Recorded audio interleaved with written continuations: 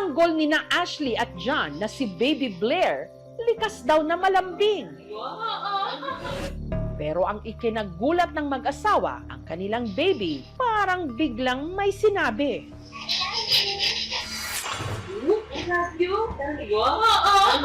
Biglang nagsalita ng I love you. Chinek agad namin siya sa CCTV. At hindi sila namali ng dinig. Ang kanila kasing narinig na i-record din daw ng CCTV. Pakinggang maigi.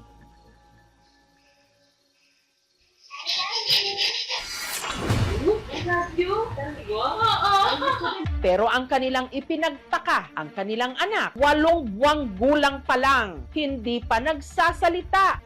Hindi po siya masasabi ng 8-month-old na baby. At higit sa lahat, nung tignan nila ang kuha ng CCTV, Hindi naman bumuka yung bibig nung anak ko. Makikita din po kasi sa CCTV na pagkasabi po ng I love you, meron po siyang tinitigan dito sa part na to. kung hindi ito boses ni Baby Blair, kaninong tinig ang nai-record? Natakot po ako noon kasi po dito po kasi talaga sa bahay meron pong mga ibang mga nagpaparamdam.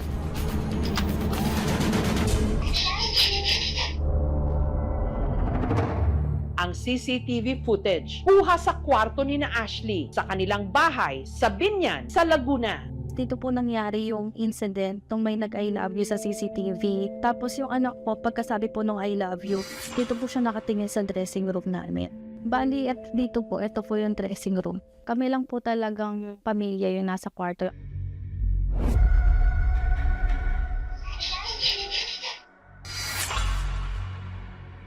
Wala pong nakatira ditong bata.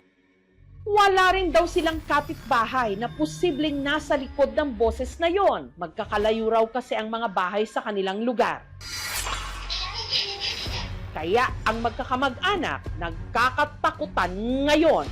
Hindi po kami dito natulog nung gabing yon. Lumipat po kami ng ibang room, tas hinayaan lang po namin na nakabukas lang yung ilaw dito.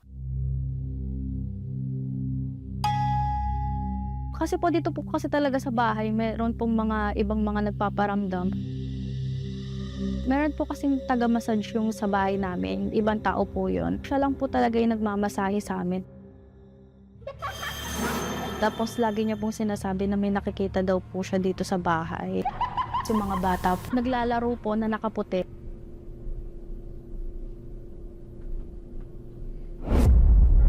Ang pinaniniwalaan nilang bata, minsan na rin daw nagparamdam sa tiyuhin ni Ashley na si Ronald. Yung pagkatapos namin maghapunan,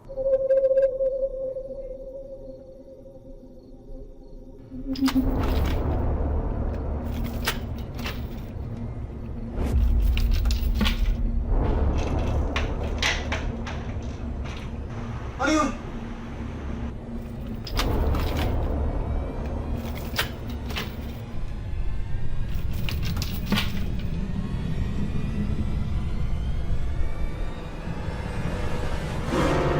yung nakita kong bata around 13-14 na edad.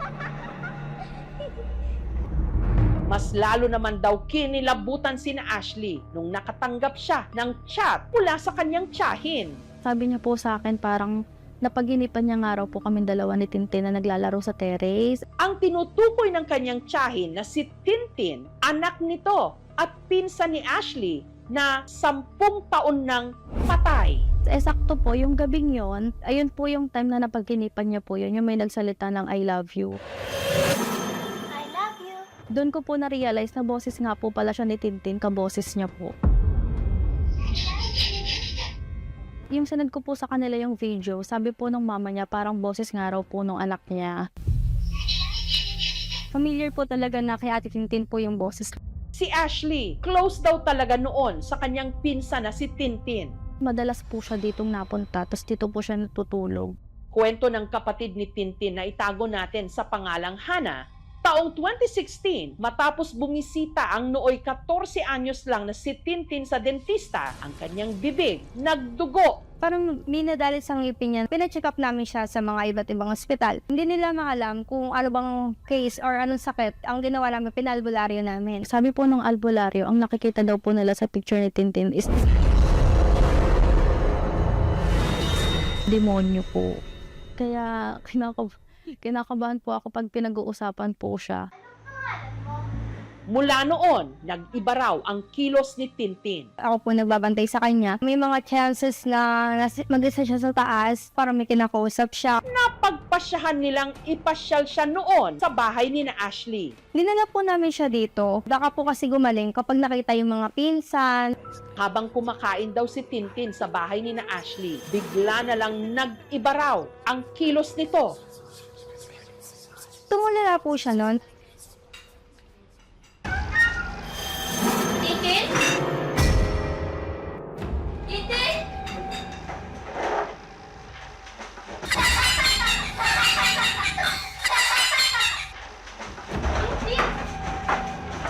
May kwintas po siya na cruise na black. Hinila niya po yun. Tatakot kami lahat ng mga pinsan ko. Para po siyang nasa niban.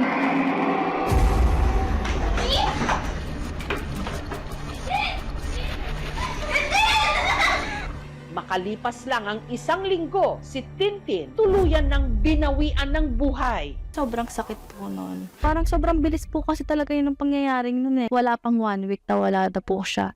Ayon sa kanyang death certificate, ang kanya raw ikinamatay, leukemia o cancer sa dugo. Hanggang ngayon po kasi kapag napagkakwentuhan po yung mga about sa ate ko, masakit po talaga. Halos 1 dekada na mula nung sumakabilang buhay si Tintin. Pero paniniwala nila, muli itong nagparamdam I love you. sa pamamagitan ng boses na nai-record sa CCTV Kaboses niya po. para tumulong na mabigyang linaw ang misteryosong boses na nai-record sa kwarto ni na Ashley. Binisita sila ng paranormal researcher na si Ana de la Cruz. Ano ang kanyang matutuklasan? Padaanin nyo. Dito po kayo bumawi. Kaya ba't hinahawakan niyo yung likod mo? Mabigat nga kanina sa baba pala po. Merong umaano sa'yo. Wala po munang matutulog dahil ang kasagutan, sabay-sabay nating pakinggan sa aming pagbabalik. I love you. Nabulabog ang mag-asawang Ashley at John nang sa kanila raw kwarto sa Binyan sa Laguna may kung anong boses na nai-record ang CCTV camera.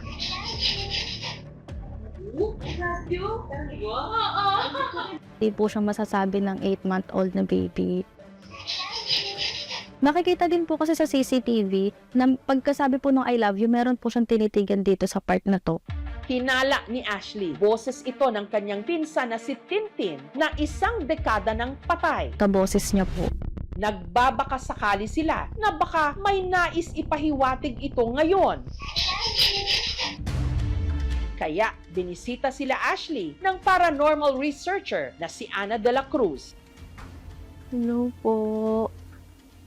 Dito po kayo naka-stay?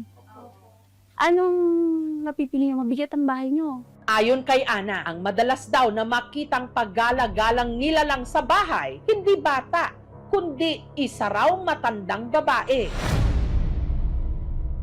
Lagi siyang nandito.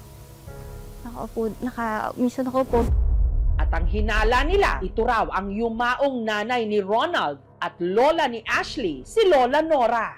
Mabunga nga siya. Lahat. Tinitignan niya, ultimo. Yan, lahat. Ang bigat. Nandiyan yung naiiyak siya. Yung lahat ng mga alaala nilang dating hindi naman ganito. Parang nawala na. Ganun po talaga, dalan po talaga siya. Sa kwarto po namin, meron po ba? Meron dito ha, aninong itin. Napakabigat, sobra. Kaya ba't hinahawakan niyo po yung likod na? Mabigat nga kanina sa baba pala po. Kasi merong something merong umahana sa'yo. Yun yung lalaki na nakaganoon. Kanina naramdam ko sa baba, yung ulit-ulit. Mahina kasing loob mo lakasan mo daw. Dito po ba yung ate ko? Medyo mga ganito buhok? Opo. Oo, palakad-lakad lang. Walang problema, okay naman siya. Ginagawa niya lang yung dating nabuhay siya. Masaya na po ako, nalalaman ko po kung ano po yung kalagayan niya talaga.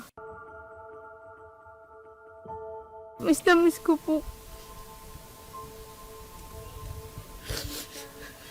Usually may disappointment ng konti. Parang may part sa akin na sana siya yun. Kasi namimiss ko nga.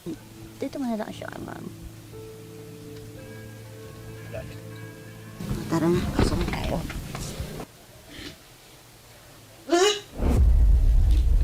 Padaanin nyo.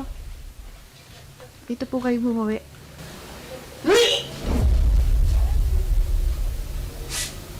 Mababa siya. Ayan na, ha? Okay na yung bahay niyo, ha? Bumabas na yung anihing itim, ha?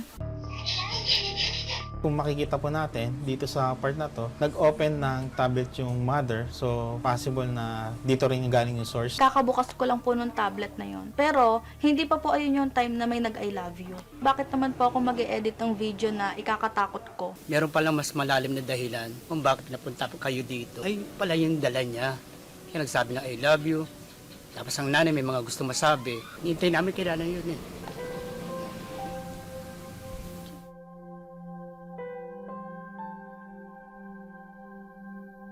Nay, salamat. Saan ka man dito ngayon, thank you. Mahal ka namin.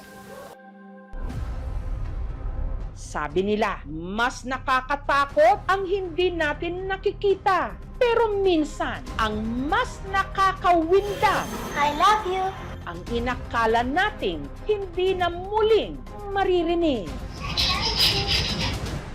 I love you.